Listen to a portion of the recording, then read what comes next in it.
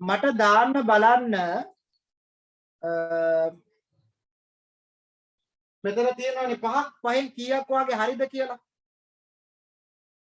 ඔසද 5යි දිතාරා සිහන්සා 5යි ඕෂධි 5යි ධනංජ 5යි පේෂදි යසිරු ජිනුලි නෙතුෂි ඔක්කොම හරි කියලා තියෙනවා. නෙත්නික අවින්ද්‍යා නෙතුම්මයා 5යි කියලා තියෙනවා. ආචාර්ය 5යි රිසාරා 5යි නෙතුකි 5යි සමාය 5යි ජිත්මි 5යි ශශික 5යි කියලා තියෙනවා. ඊළඟට ජෙනුර හේලි දිතාරා ඔසද දම්සිත් so everyone දාලා කියලා තියෙනවා. හරි ඒක හදමු අපි. නැත්නම් ඔක්කොම පේනවනේ. බෝධිනි 5යි කියලා තියෙනවා. නෙත්මි නවෝදයා පෙසදු 5යි කියලා තියෙනවා. හරි. දැන් අපි එමු පුතේ එහෙනම් ඔයාට විශේෂ ප්‍රශ්නයක් දෙන්න. දැන් ඔයා දන්නවා භාග සංඛ්‍යා රේඛාවක දක්වන්න දන්නවා. ඒ විතරක් නෙමෙයි දශම සංඛ්‍යා රේඛාවක දක්වන්නත් දන්නවා. එහෙනම් මම දැන් ඔයාට දශම භාග කලවමේ තියෙන එකක් දෙන්න යන්නේ. සංඛ්‍යා රේඛාවේ ඒ ටික ලකුණු කරලා ආරෝහණ පිළිවෙලට ලියන්න ඕනේ. අපේ අච්චු පොතේ ඔය වගේ ප්‍රශ්නයක් තියෙනවා. එහෙනම් දාගන්නකො ප්‍රශ්නාංක 3 කියලා අපේ හැමෝම බලමු. ඒ ප්‍රශ්නේ නිවැරදිවම කරන අපේ යාළුවෝ කී දෙනෙක් ඉන්නවද කියලා. ප්‍රශ්නාංක 3. Q3 प्रश्नांक 2 लिया මෙහෙම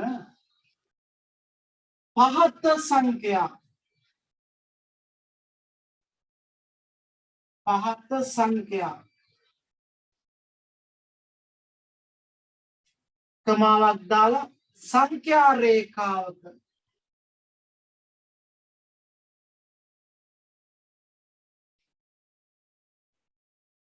සංඛ්‍යා රේඛාවක निरूपणය කර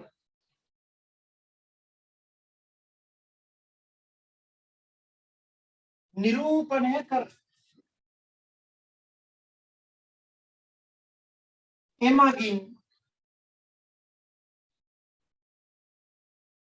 පහත සංඛ්‍යා රේඛාවක නිරූපණය කර එමගින් ඒවා ආරෝහණ පිළිවෙලට ලියන්න. ආරෝහණ පිළිවෙලට ලියන්න. ආරෝහණ පිළිවෙලට ලියන්න. මෙන්න සංඛ්‍යා ටික. එකක් තමයි 3. අනිත් එක ඍණ 4.5. ඊළඟ එක 3න් 1. ඊළඟ එක අපි ගමු ඍණ 0.5. අන්තිමට අපි ගමු 5.4න් 1. ඔන්න තියෙනවා. ටිකක් දිග සංඛ්‍යා රේඛාවක් ගන්න ඕනේ. ධන පැත්තට 6ක්වත් තියෙන්න ඕනේ. ඍණ පැත්තට 5ක්වත් තියෙන්න ඕනේ. ටිකක් දිග සංඛ්‍යා රේඛාවක් අරගෙන ඔය සංඛ්‍යා පහම එකම සංඛ්‍යා රේඛාවක ලකුණු කරලා ඒක දිහා බලාගෙන ආරෝහණ පිළිවෙලට ලියන්න බලන්න. try එකක් දෙමු. ඉවර වෙච්ච අපේ ළමයි ටික අත උස්සන්න ඕනේ. හරි කරගෙන යන්න බලන්න.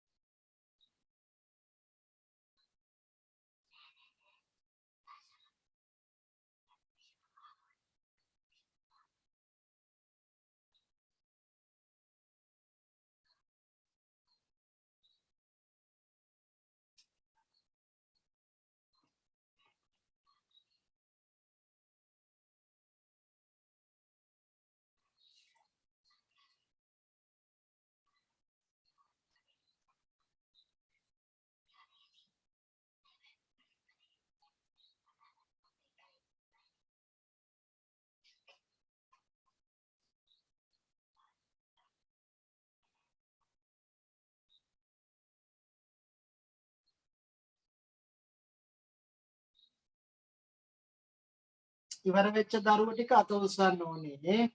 දැනට අපිට පන්තියේ 6 දෙනෙක් අත උස්සලා තියෙනවා. මෙනෝලි, ඩිනෝලි, චමිරු, අමායා, නෙත්මි නවෝද්‍යා, නෙත්මි කාවින්ද්‍යා ඉවරයි කියලා දාලා තියෙනවා. හොඳයි.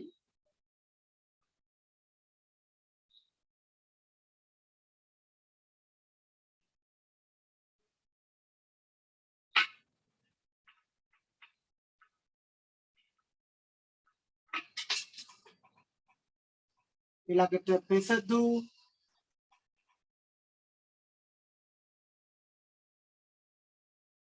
ආශ්චර්ය ඉවරයි කියලා දාලා තියෙනවා. ඔසද දම්සිත් ඉවරයි කියලා දාලා තියෙනවා.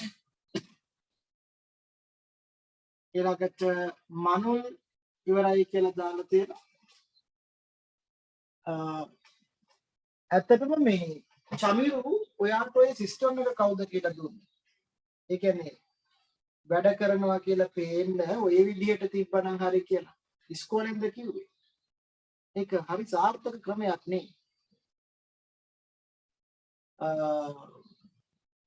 මගේ අදහසක්. හොඳයි නේද? මූණ පෙන්නන්නේ නැහැ හොරගෙඩිය වගේ. හැබැයි ලියනවද නැද්ද කියලා ඉතින් වැඩ කරනවා කියලා පේනවා. ඒකත් හොඳයි. ඊළඟට මනුල් හේලි පේෂද්දී ඉවරයි කියලා දාලා තියෙනවා. 15 ස්කූල් පටන් ගන්නවද කියලා දාලා අහලා තියෙනවා. 15 නෙමෙයි 16 නේද කිව්වේ. කුමාරි 15. එන සතියේ පටන් ගන්නවා කියලා තමයි පුතේ තියෙන්නේ. පටන් ගනී. ඇයි දන්නවද? දැන් ඔයගොල්ලෝ ගෙදරට වෙලා හිර වෙලානේ හිටියේ. ඒ හින්දා මේ ඉස්කෝලේ පටන් ගන්න එක හොඳයි. හැබැයි ඔයාලා පරිස්සම් වෙන්න ඕනේ. යාළුවන්ගේ කට අත දාගෙන එකම පෑන බදාගෙන නියන්න, යාළුවම අල්ලන්න, ඊළඟට බදා ගන්න. ඒවට ගියොත් නම් ඉතින් කොරෝනා අරගෙන තමයි ගෙදර ඉන්න වෙන්නේ. ඒන පරිස්සමෙන් ඉන්න ඕනේ. නිවුස් වලට කිව්වද කියලා ටෙනුලි අහලා තියෙනවා. හැබැයි පුතේ එහෙම තමයි ඇවිල්ලා තිබ්බේ. නිවුස් වලට කිව්වා මේ එන සතියේ ඉඳන් ඊළඟ පන්ති ටික පටන් ගන්නවා කියලා. හරි. අපි පටන් ගමු එහෙනම්. මෙන්න වැඩි.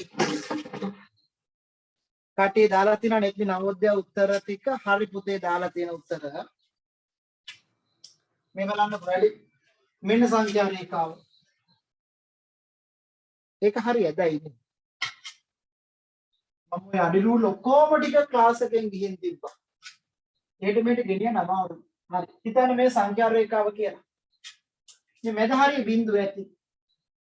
හරිද? මේ තියෙන 1, මේ තියෙන 2, මේ තියෙන 3, මේ තියෙන 4, මේ තියෙන 5. ඉතින් චුට්ටක් දිගට ගමු. මේ තියෙන 6.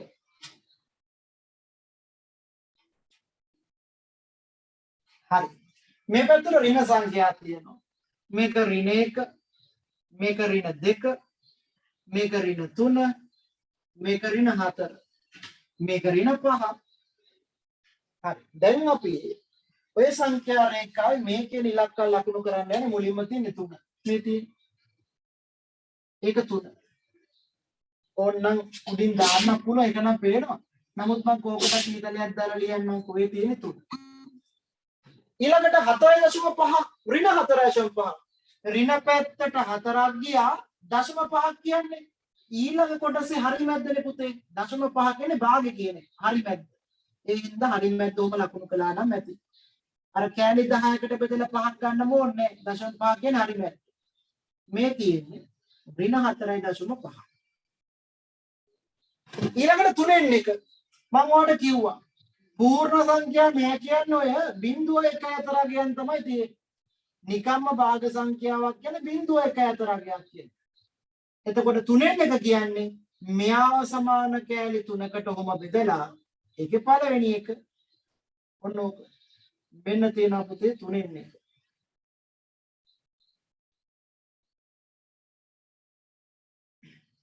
තුනෙන් එක.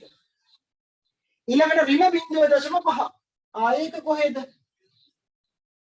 0.5. ආඩ මං කිව්වය මේ 0.5 කියන්නේ ඍණ මේ පැත්තටනේ යන්නේ. මේ පැත්තට. එතකොට බිඳුවේ ඉඳන් 0.5 කියන්නේ 0.5 කියන්නේ හරියටම භාගය කියන එකනේ. ඒ කියන්නේ මෙතන ඉඳන් භාගයක් එන්න ඕන. ඍණ පැත්ත. ඒ කියන්නේ ඍණ දාලා තියෙන්නේ. එහෙනම් මේ තියෙන්නේ ඍණ 0.5. ඍණ කියන්නේ මේ පැත්තට වෙන්න ඕනේ. 0.5 කියන්නේ මේ දෙන්න අතර හරි මැද. ඔයාලට කැමති නම් සමාන කොටස් 10කට බෙදලා ඒකෙන් 5ක් ගත්තත් හරි. ඒක අමාරුයිනේ. ඊට වඩා ලේසි හරි මැද්ද ගන්න එක. 0.5 කියන්නේ හරි මැද්ද. ඊළඟට 5යි 4න් එක. ඔන්න බිඳුවේ ඉඳන් 5ක් ගියා. ඊළඟ කෑල්ලෙන් තව 4න් පංගුවකුත් ඕනේ. සමාන කෑලි 4කට බෙදුවා ගත්ත පළවෙනි කෑලි. මේ තියෙන්නේ 5යි 4න් එක. ඔය තියෙන්නේ 5යි 4න් එක. ඔන්න අපි දීලා තියෙන සංඛ්‍යා පහම සංඛ්‍යා රේඛාව මත ලකුණු කළා. හරි. ඔක්කොම මාක් කරන්න ඕනේ. ඔක්කොම මාක් කරන්න ඕනේද කියලා අහලා තියෙනවා. සර් මම 0.5 ලියාගෙන තියෙන කියලා කට්ටිය දාලා තියෙනවා. කවුද මේ දාලා තියෙන්නේ? දිතාර. මම හැබැයි දුන්නේ නැහැ රිට 0.5.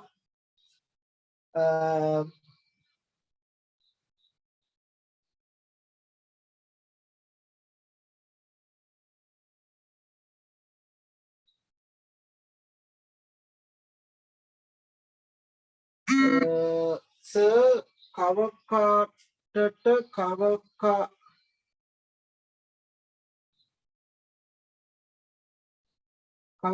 කවකටු පෙට්ටියකුත් තියෙනවද කියලා අහලා තිනවා. අර ලොකු කවකටු පෙට්ටියට ඔය අහන්නේ නේද?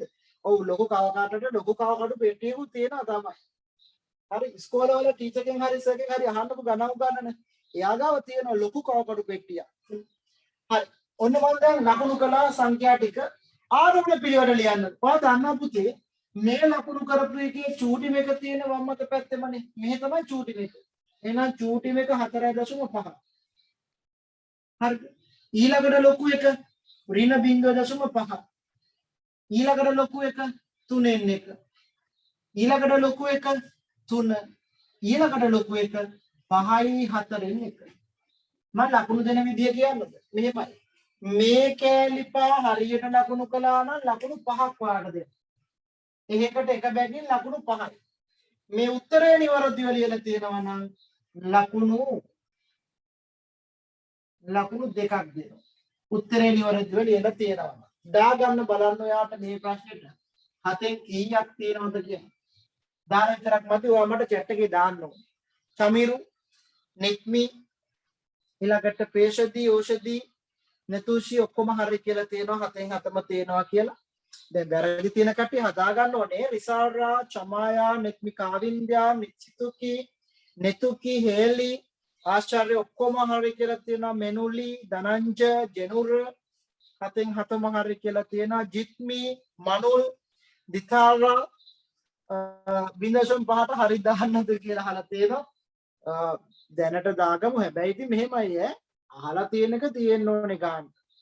හරි. දිනෝලි සිහංසා 7න් 7ම තියෙනවා කියලා දාලා තියෙනවා. හරි පුතේ එහෙනම්. රුක්ෂානි 7යි කියලා තියෙනවා.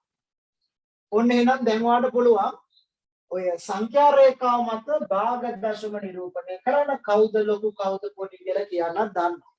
අපි ඔන්න එහෙනම් ඊළඟ කොටසට එන්න යන්නේ මේ පාඩමේ. හරි. දාගන්න මාතෘකාවක්. මෙන්න මෙහෙම. දාගන්න මාතෘකාවක්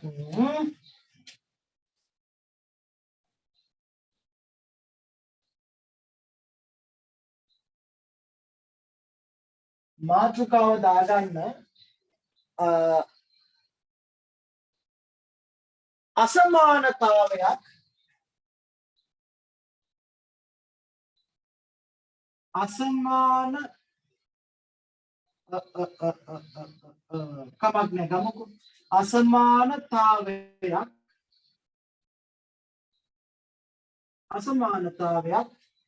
සංඛ්‍යා රේඛාවක නිරූපණය. සංඛ්‍යා රේඛාවක නිරූපණය.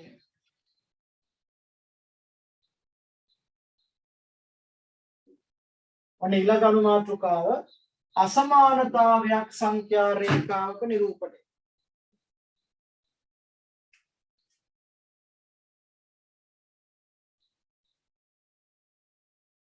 අසමානතාවයක් සංඛ්‍යා රේඛාවක නිරූපණය. හරිද? දැන් මෙන්න මේකයි වැඩි. ඔය අසමානතාවයක් කියවන අපි මෙතන කතා කරන්නේ පුතේ VG අසමානතාවය. VG කියන්නේ නොදන්නා අකුරක් තියෙනවා කියන එක. ඒ කියන්නේ මෙන්න මේ වගේ. මෙන්න මේ වගේ ගැන කතා කරමු. ලියන්න එපා බලා ගන්න. x විශාලයි 3. මේ අසමානතා ලකුණක් තියෙනකොට අපි කියන අසමානතාවයක් මේ තියෙන්නේ. ඇයි මේකට VGA කියන්නේ නොදන්නා අකුරක් තියෙන හින්දා. ඔකොටම කියනවා VG අසමානතාවයක්. ඔය වගේම x කුඩායි 1 ඊළඟට x විශාලයි හෝ සමානයි 5. මේ අටින් ඉර ගැහුවොත් ඒකේ තේරුම මෙයාට සමානයි කියන එකක් ගන්නවා කියන එක. x කුඩායි හෝ සමානයි ඍණ 3. ඔන්න ඔහොම. ඕවට කියන පුතේ VG අසමානතාව. මේකේ තේරුම වඩා විශාලයි. x කට ඇලියා කියන්නේ x ලොකුයි කියන එක පුතේ. එහෙනම් තේරුම 3ට වඩා x ලොකුයි කියන්නේ මොනවද ඉලක්කම් ගන්න පුළුවන්? 4 5 6 7 8 x ගන්න පුළුවන් මොනවද? 4 5 6 7 8 ඔන්න ඔය වගේ සංඛ්‍යා. මෙතන x කට උල් කරලා ඒ කියන්නේ x චූටි කියන එක කාට වඩාද? එකට වඩා. එකට වඩා චූටි කියන්නේ මොනවද ඉලක්කම්? බිංදුව, ඍණ 1, ඍණ 2, ඍණ 3, ඍණ 4 ඔන්න ඔහොම. එකට වඩා කුඩායි. ඊළඟට මේක තේරුම x වලගේ යටින් ඉර ගැහුවා කියන්නේ සමානයි. කාටද 5යි. ඒ විතරක් නෙමෙයි x කට ඇරලා තියෙන්නේ.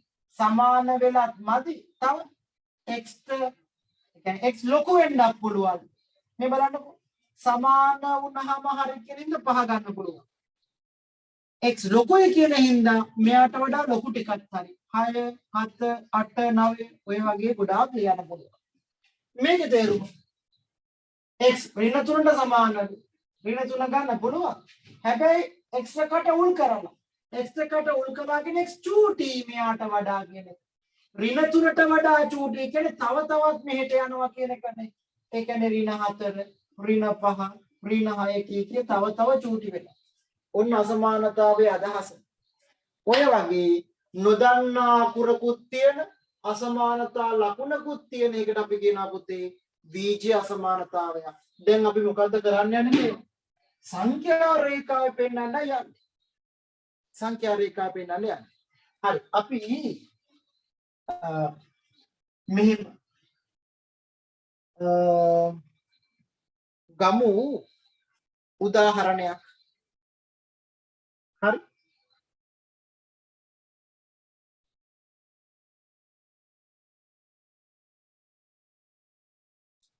අපි ගමු මේ පාඩමේ නම් ගොඩාක් දේවල් තියෙනවා පැහැදිලි කරන්න. අපි දැනට මෙහෙම උදාහරණ කීපයක් ගමු.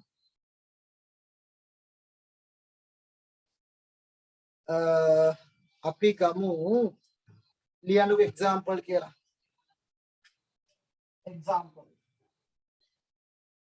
එක පළවෙනි එක්සැම්පල් එක. ලියන්න මෙහෙම x විශාලයි 2. x විශාලයි 2. ही पूर्ण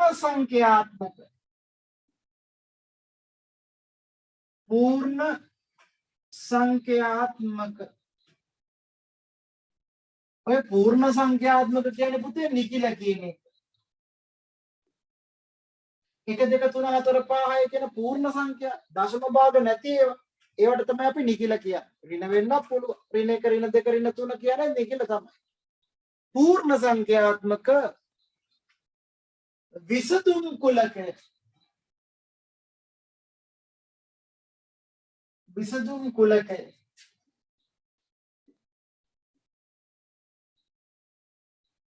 විසදුම් කුලකය.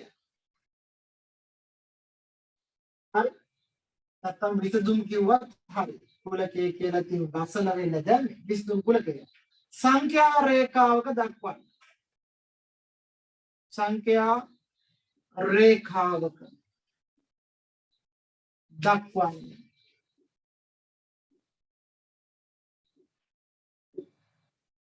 ඔන්න පළවෙනි උදාහරණය හොඳට තේරුම් ගන්න. x විශාලයි 2හි පූර්ණ සංඛ්‍යාත්මක ඒ කියන්නේ නිකිල විසදුම් කුලකය සංඛ්‍යා රේඛාවක දක්වන්න. දැන්ටමත් ඔයා දන්නවා මේකේ තේරුම. x විශාලයි 2 කියන එකේ තේරුම මොකද්ද පුතේ? x කට ඇරිය කියන්නේ x ලොකුයි. කාට වඩාද? 2කට වඩා. එහෙනම් මොනවද ගන්න පුළුවන් අගයන්?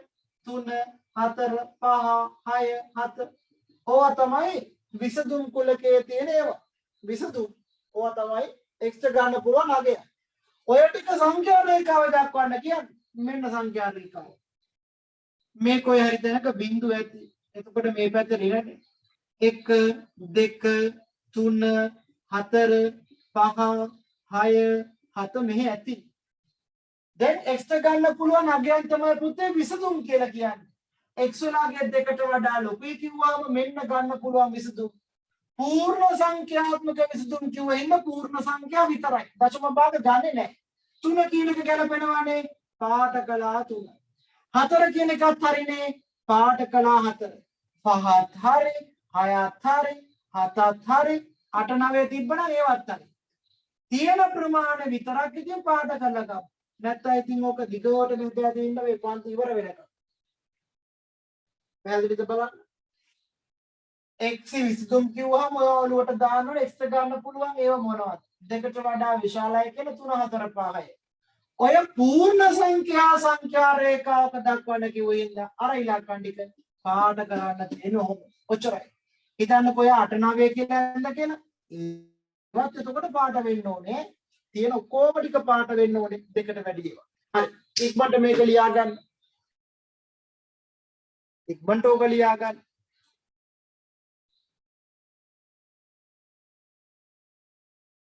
ලියාගෙන ඉවර නම් අත උස්සන්න ඕනේ.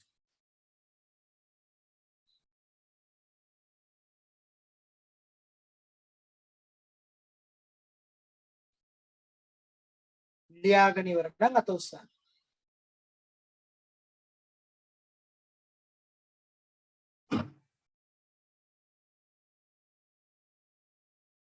ඔය අසමානතාවයක විසඳුම් කියන්නේ පුතේ x ගන්න පුළුවන් අගය.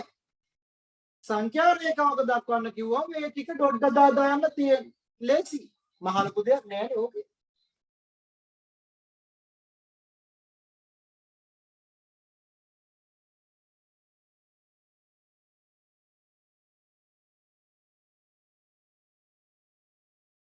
එතෙකලින්නා වූ මහා වර්ෂාවත් සමග අපේ කීප දෙනෙක් අඩු වෙලා තියෙනවා. හැබැයි එහෙම නම් ලොකු වර්ෂාවක් නෑ.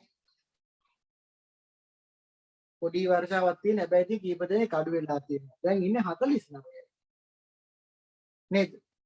අද කට්ටියත් අඩුයි සමහර කට්ටිය ගිහිල්ලානේ විනෝද චාරිකාවල ගිහිල්ලා. කාලයකට පස්සේ ඉතින් කට්ටිය යන්න ඇති වටේ සිරින් අරබන්න. හරි. ඉවර වෙච්ච දරුවෝ ටික අත උස්සන්න ඕනේ. දැනට ඉවරයි කියලා දාලා තියෙන්නේ 14 දෙනයි. මොකද චෝම මදි.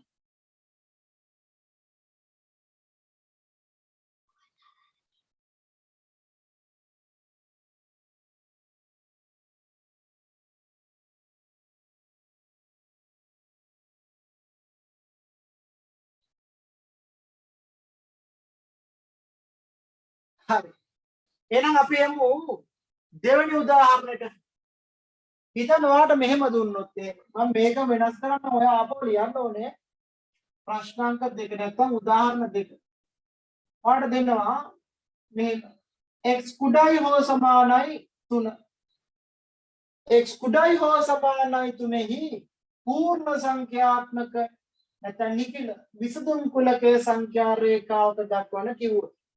විසඳුම් සංඛ්‍යා රේඛාවක දක්වන කිව්වොත්. එතකොට කොහොමද? අර විදිහටම සංඛ්‍යා රේඛාව ගෙවුවා. මෙන්න සංඛ්‍යා රේඛාව. පැහැදිලිනේ? එතකොට මේ කොයි හරි තැනක බිංදුව ඇති. මෙතන 1, මෙතන 2, මෙතන 3,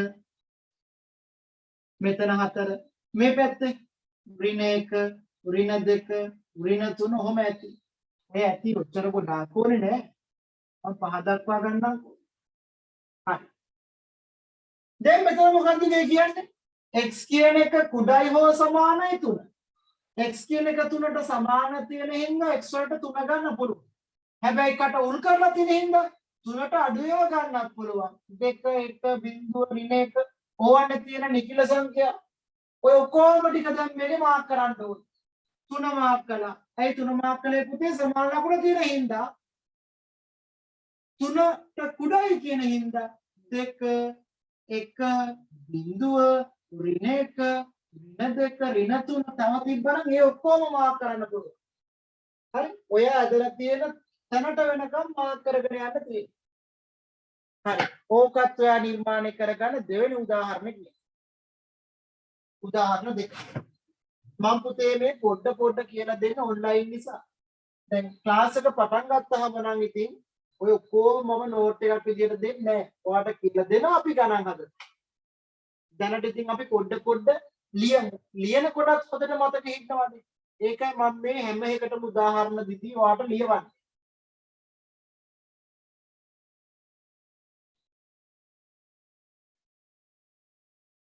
දැනට 3 දෙනයි.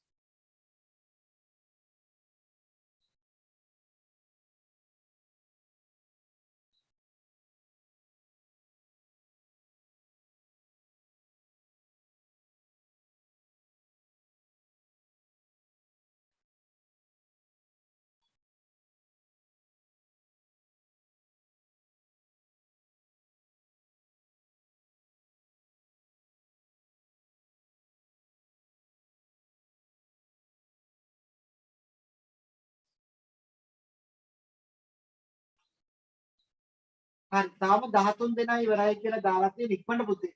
තව මට මේකෙන් දේවල් කියලා දෙන්න තියෙනවා. ඔය අපි ලකුණු කළේ සංඛ්‍යා රේඛාවේ පූර්ණ සංඛ්‍යාත්මක විසඳුම්නේ.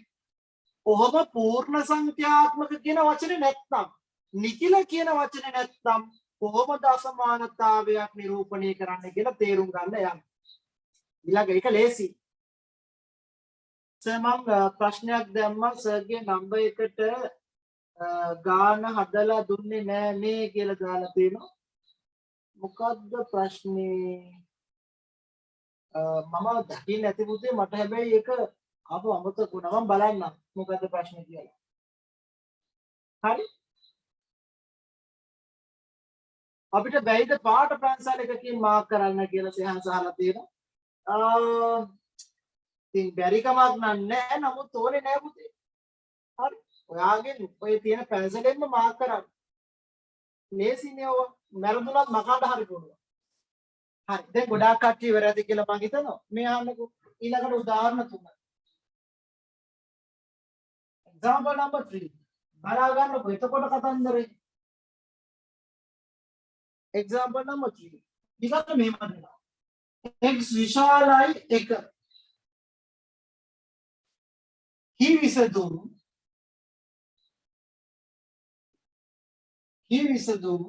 සංඛ්‍යා රේඛාවක x විශාලයි 1 විසඳුම් සංඛ්‍යා රේඛාවක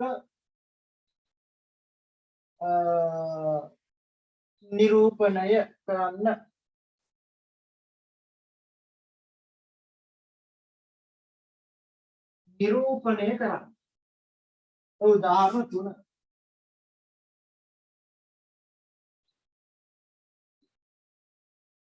x විශාලයි 1 විසඳුම් සංඛ්‍යා රේඛාවක නිරූපණය කරන්න. දැන් මේ බලා ගන්නකො ඒක ටිකක් වෙනස්. දැන් අපිට පූර්ණ සංඛ්‍යා කියලා නැහැ. පූර්ණ සංඛ්‍යා කියලා නැහැ කියන්නේ පුතේ අර දශම භාග තිබ්බනේ මැද හරියේ. ඕනම පූර්ණ සංඛ්‍යා දෙකක් අතර දශම සංඛ්‍යා තියෙනවා භාග සංඛ්‍යා තියෙනවා අපි ඒවා දැක්කා. ඒවත් අයිති එතකොට පුතේ. දැන් උදාහරණයක් විදිහට මේ තියෙන්නේ x විශාල 1 කියන එකනේ. x වලගේ එකට වඩා විශාලද? එකට වඩා විශාල පූර්ණ සංඛ්‍යා දශම සංඛ්‍යා භාග සංඛ්‍යා ඔක්කොම එන්න ඕනේ. බලන්න එතකොට ඕක නිරූපණය කරන්න තියෙන්නේ. මෙන්න සංඛ්‍යා රේඛාව 0 1 2 3 4 5ක් ගමු. මේ පැත්තට තියෙනවා ඍණ 1 ඍණ 2. මුදවට අහගන්න දැන් x එකට වඩා විශාලයිනේ පුතේ කියන්නේ. ඒකනේ ඉලක්කම එකනේ. අන්න එයා උඩින් අපි ගන්නවා රවුමක්. එයා උඩින් රවුමක් අදිනවා. පැහැදිලිද? රවුමක් අදිනවා. ඇඳලා දැන් x වලගේ එකට වඩා වැඩි කියලානේ කියන්නේ 2 3 4 5 පැත්තනේ. එකට වඩා වැඩි කියන්නේ මේ පැත්ත. අපි කරන්නේ ගන්නවා අඩි රූල. තියෙනවා මේ ඉර උඩින් තියලා ගන්නවා මෙන්න මේ රේඛාව. ඔන්නෝම රේඛාවක් අදින්න. පේන්න අදින්න ඕන. ටිකක් උඩින් ගහන්න එතකොට හොඳට පේනවා. ඒකේ තේරුම පුතේ එකට වැඩි ඕන එකක් හරි. එකට වැඩි කිව්වම මේ දශම සංඛ්‍යා හරි දෙක හරි ඒ අතර තියෙන දශම සංඛ්‍යා භාග සංඛ්‍යා හරි තුන හරි ඒ අතර තියෙන දශම සංඛ්‍යා භාග සංඛ්‍යා ඕන එකක් හරි කියන්නේ. පූර්ණ සංඛ්‍යා කිව්වොත් විතරයි පුතේ එක එක පාට කර කර යන්නේ. මම මේ ප්‍රශ්නයක් අහන්න. ඇයි පුතේ මේ එක කියන එක උඩ තියෙන බෝලේ පාට කළේ නැත්තේ? පාට කරන්න යාව අයිති නෑ. එකට වඩා විශාල එකම එකයි තියෙන්නේ. ඒ හින්දා මේව පාට කරන්න යන්නේ. බෝල පාට කරන්න එක එනවා නම් විතරයි. මේ බලන්න ඕකෙම හතරවෙනි උදාහරණය හැටියට මම දෙන්නද? එක් විශාලයි හෝ සමාන එක කියන එක දුන්නොත් අර බ්ලා බ්ලා බ්ලා කොටස ලිව්වේ නැහැ. දිගට තියෙන වාක්‍ය. නිකන් අසමානතාවය විතරක් මම බලන්න මේක නිරූපණය කරන්න කිව්වොත් ඔන්න සංඛ්‍යා රේඛාව මේ හරිය තියෙන බිඳුව 1 2 3 4 5 ඕන නැති මේ පැත්තේ ඍණ 1 ඍණ 2 උදේට බලා ගන්න සමාන ලකුණ තිබ්බොත් එක අයිතිනේ එතකොට මේ බෝලය ඇදලා පාට කරනවා තේරෙනවද පුතේ සමාන ලකුණ යට තිබ්බොත් පාට කරනවා එයාත් ඉන්න හින්දා x එකව ගන්න පුළුවන් දැන් මෙතෙන්දී එක කියන එක x ගන්න බෑනේ එකට වඩා වැඩි කියනකොට x ගන්න බෑ x එක ගන්න බෑ හැබැයි මෙතන එකට සමානයි හෝ වැඩි කියන හින්දා x එක ගන්නත් පුළුවන් ඒ හින්දා තමයි පාට කරන්නේ පාට කළා පුතේ x කියන එක එකට වඩා වැඩි කියන්නේ මේ පැත්තත් හරිනේ අඩි රූලෙන් මෙහෙම උඩින් ගෙවුව රේඛාව ඔච්චරයි ඕවා හොදට පුළුවන් වෙන්න ඕනේ තේරුණාද කියන්නේ නිකම්ම විශාලයි කුඩයි කිව්වොත් බෝලේ විතරයි යටින් සමාන ලකුණ දැම්මොත් බෝලේ පාට කරලා තමයි ඉතුරු ඉරට රේඛාව ගහන්නේ ඉතුරු කොටස හරි ඔය උදාහරණ දෙකක් ටක් ගාලා ලියා ගන්න ඉවර වෙච්ච අපේ කට්ටිය අත උස්සන්න ඕන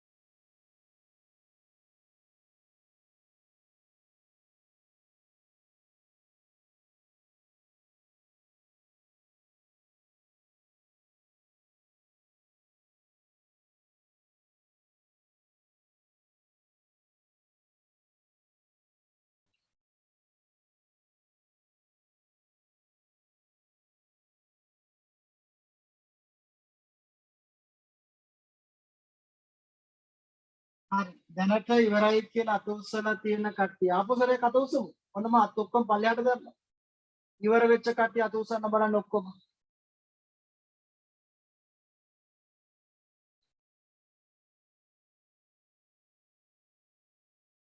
20 ගානක් මේ දෙක ඇදලා ඉවරයි කියලා දාලා තියෙනවා.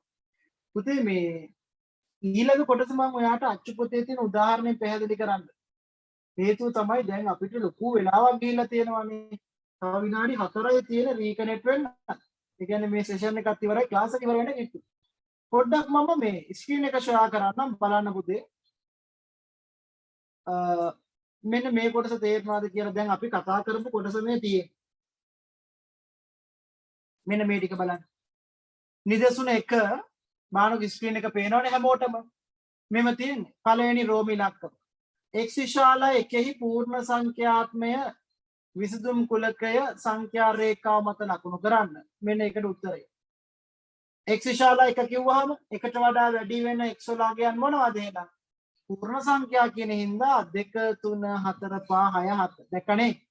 පූර්ණ සංඛ්‍යා කියන හින්දා ඒවට විතර ඩොට් එක දාගෙන යනවා. මම ඊට පස්සේ රෝම 2 කියනවා පහත දැක්වෙන එක් එක් වීජ්‍ය අසමානතාවයේහි සියලු විසඳුම් අයත් වන කුලකයේ සංඛ්‍යා රේඛාව මත ලකුණු කරන්න. මොකද්ද පුතේ සියලු විසඳුම් කියන එකේ තේරුම? භාග දශම ඔය ඔක්කොම හරි කියන එක. හරි මේ බලන්න පළවෙනි එක.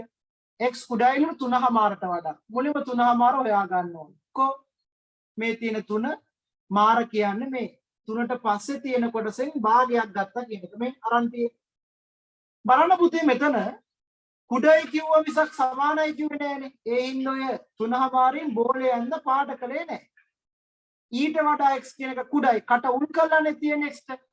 කට උල් කළා කියන්නේ පුතේ x මෙයාට වඩා චූටි. චූටි නම් මේ පැත්ත තමයි පාට කරන්නේ. දැක්කද ඉර ගහලා තියෙන්නේ. ඊළඟට සිම්පල් b බලන්න. x විශාලයි 3:00මාර.